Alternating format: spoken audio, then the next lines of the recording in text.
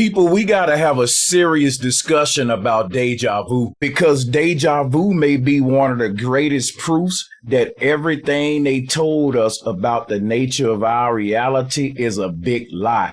And deja vu may be one of the greatest proofs that we live in a simulation. So to understand why I even say all of this, let's start right here. Let's talk about time, the nature of time. We've been taught that time is a straight line and that tomorrow is like a blank page in a book with no words on it. And we're waiting to write the words on it as we go, meaning that each day is full of random events and random actions that we can't predict or shouldn't be able to know what those actions are going to consist of. Time is a line with random events playing out. This is what we've been taught. Started from a big bang and objects are just randomly hurling through space. The alternative understanding to time, besides the heliocentric one that I just described, would be the ancient concept that the Mayans, the Olmecs, Egyptians, and all of them had. The ancestors didn't teach that time was a line with random events unfolding. The ancestors taught that time was a circle, and that where the circle connects is where the past meet the future. Let's use an example dealing with Hollywood and movie making. Modern science wants us to believe that we're in a reality movie and nothing is rehearsed. This is a reality TV show. There is no script, and everything that's happening in this movie is just random events. On the other hand, the ancestors said we're not in a reality TV show with random events unfolding and sort of freestyling. The ancestors said that this is a scripted movie, and every action that's playing out in this movie was already written. And this is why the Bible say in the beginning was the word, it was written. The people that wrote the Bible were ancient people that subscribed to the same cosmological conception that the Mayans and other people subscribed to. They were flat earthers, and they had a different understanding of time than what we have today with the modern heliocentric globe model, which teaches us again that time is aligned with random events. The Mayans saw time more like a deck of cards, and each event that's playing out is just one card in the deck unfolding in a sequence of actions that's already pre-written on every card. And that when we reach the end of the deck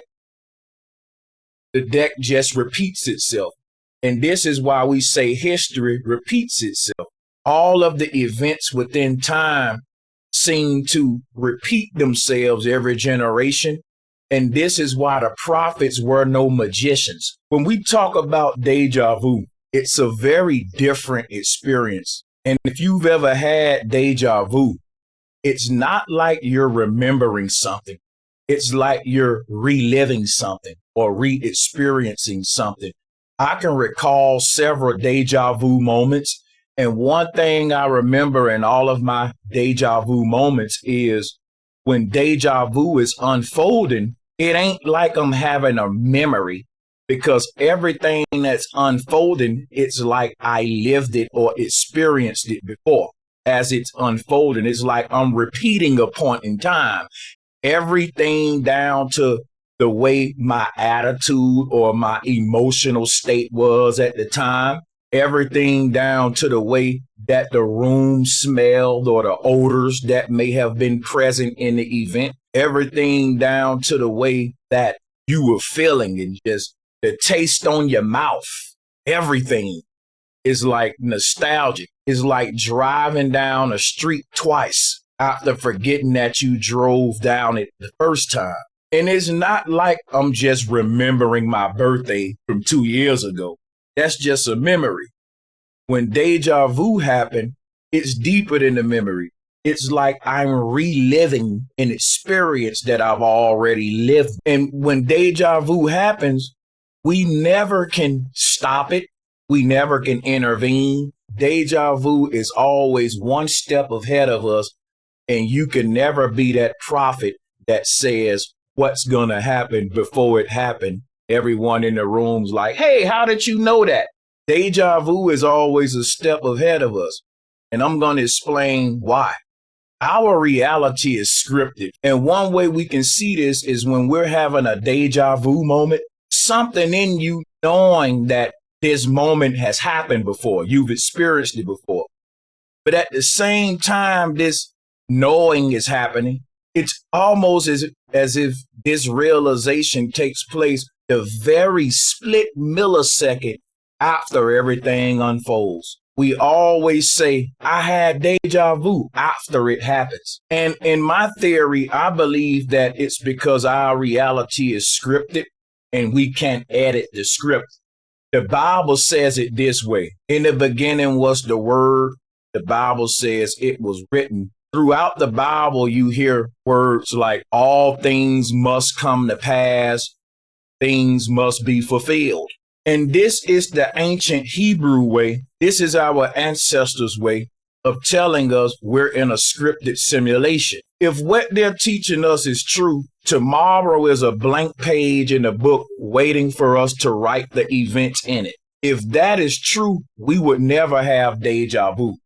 Because deja vu means you've peeked ahead in the book and the pages weren't blank.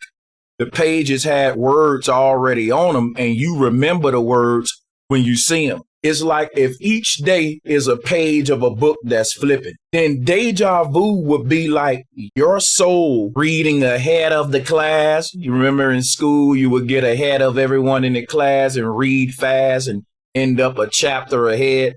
This is sort of what happens when we have deja vu. If life is a book with all of the events written out like a simulation, when we have deja vu, we're literally reading ahead, getting ahead of the class, reading in the future pages, and there are words on those pages. There aren't blank.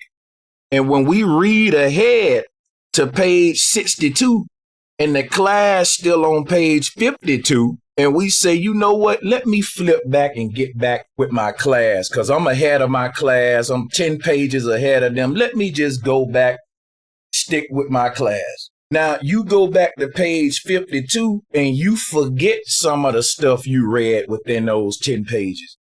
And so you back reading with your class and all of a sudden you get to page 58 and one part stick out to you that you remember. That's deja vu. Now, to a lot of people, that don't make any sense.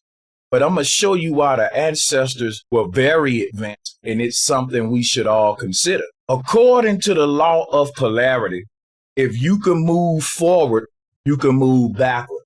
If I can go left, I can go right. If I can go up, I can go down. If I can go in, I can go out. Cold, hot, wet, dry. That's the law of polarity. If you can go forward, you can go backwards. That's just a universal law. So what the law of polarity says, we can move forward in time and backwards in time. Deja vu is us moving forward in time and then coming back to the present point. And when the point that we move forward to in time catches up to the present, we remember the future. I know it sounds crazy that you can remember the future, but according to the ancestors, all points in time are already manifested. In other words, the past, present, and future is already happening, just like that deck of cards, starting from the first card to the last card. Where the first card meets the last card and the deck loops back around is where the past meets the future and the cycle restarts. Every event on every card is still playing out even when the card passes. So in other words, there's a universe out there where you're just being born. There's a universe out there where you're on your deathbed. All of these events are playing out as I speak. They're just waiting to pass to the present moment. All of the events in the universe are already written out on each card. And time is basically the dealing of the deck. Each day is like a card being dealt with events unfolding that's already pre-written on each card versus a deck of cards with a bunch of blank cards, and we're writing the events as we go. Deja vu debunked that idea. Tomorrow is a parallel reality with you in it. And everything you're going to do tomorrow is already written out. And when tomorrow makes it to the present, you're going to simply act out the script. Now, I teach about free will all the time when it comes to sovereignty, but this is a different context. And what I mean by free will in this context versus sovereignty videos, when I speak about sovereignty and I speak about free will, I'm talking about a fiat government controlling you versus you controlling you. Now, someone may say, Sanchez, if everything written out, then we still don't got free will and we still aren't sovereign. And instead of a fiat government controlling our actions, some external deity may be writing our script. Well, the ancients said that there's a higher version of the self that's already in the future. In other words, your best version already exists. And according to the ancestors, our highest version exists above time, and it's writing the script out for its lower version. And it's leading its lower version out of the simulation to reconnect with its higher self. This higher version is equivalent to thought. It's the one that wrote the script out before the body even existed. It foresaw everything it needed to do to manifest its greatest version. I'll give you guys another example. I made an AI video, but before I can make the video, I had to write out a prompt. I told the prompt, create me a realistic video of a black man in a red shirt running down the street from a dog that's chasing him. Make the black man look scared and make the dog look vicious. The video you're watching right now is what I generated, my prompt. And the reason I'm showing this video is to show you an example of what our simulation is like. In the beginning was the word, just like in the beginning of my little video here was a prompt. In order for me to generate the video, the word had to exist first. Now the word generate sounds similar to Genesis. And we know that in the beginning was the word, then Genesis happens. The word is in the darkness. It's before any video exists of a man running down the street from a dog. The idea exists in the mind of the true creator, which is me. But at that point, it don't exist as a fake video that's generated. It exists up here. The guy in the red shirt is running around in my real mind as the creator. But once I write my thought down, that becomes the word. In the beginning was the word. And then Genesis is when the word becomes flesh or manifested. The Bible is telling us we're in a simulation. And no, there's no dude writing your script. Everyone's higher self and lower self has written two different scripts. One got a good ending, one got a bad ending. And these two parallel realities are at war with each other. And how your story is going to end is based upon the choice you make, which script follow. Now, I know this is hard for a lot of people to grasp. But deja vu is real, and deja vu is proof that we're wrong about time being aligned. And if time isn't aligned, then what is it? According to ancestors, time is cyclical. And what this means is that our body is like an avatar inside of a scripted simulation, and your soul is just the observer watching a movie. If life is a story and the body is a character written in the book, then the soul is the one reading the book. Your soul is the reader. Your body is the character in the book. And the purpose of the soul reading the book is for learning. It's getting acquainted with who it is in this realm.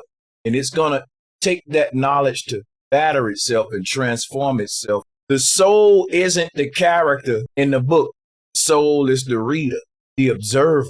And in this cosmic library, there are many books. You are a star in each book, meaning that you exist in multiple parallel realities, living out different scripts. And you visit some of those other parallel realities when you dream. We literally shift our consciousness to other parallel realities where we're living out a different script. And the moment our consciousness shifts from this reality to that reality, we forget about this reality. We get amnesia. If I walk up to you in a dream and tell you that you just fell asleep, you would say, "Get out of my face, you crazy man." Because the moment your consciousness shifts to the dream world, you don't remember falling asleep. You know why? You didn't fall asleep in that world. How are you going to remember falling asleep in the dream world when that version of you in that world has its own memories? It remembers everything that it did that morning to the point when your consciousness shifted there. And if I ask you, "Hey, man, no, you just fell asleep," you'll say, "No, man, I got up this morning. I had breakfast at McDonald's," and you will explain your day, not knowing you just shifted your consciousness and fell asleep. And this shows you that our soul gets amnesia because it's bound to these different scripts that it's carrying out in these different realities and these different roles that it's playing. And it's shifting between roles. And you wake up from a dream and you start playing this version of yourself in this particular reality. The law of infinity proves that the past, present, and future all exist right now. If the universe is infinite, which it is, then there's a law that governs infinity. And it's a simple law. The simple law of infinity is that infinity cannot lack anything. Infinity literally means all there is and it doesn't lack anything. If the universe is infinite and it doesn't lack anything, then there's no such thing as a blank page in the book. That would defy the law of infinity, which says that tomorrow is lacking events. There's emptiness there. It would defy the law of infinity, which says that there can be nothing lacking within infinity, meaning that the future can't be lacking.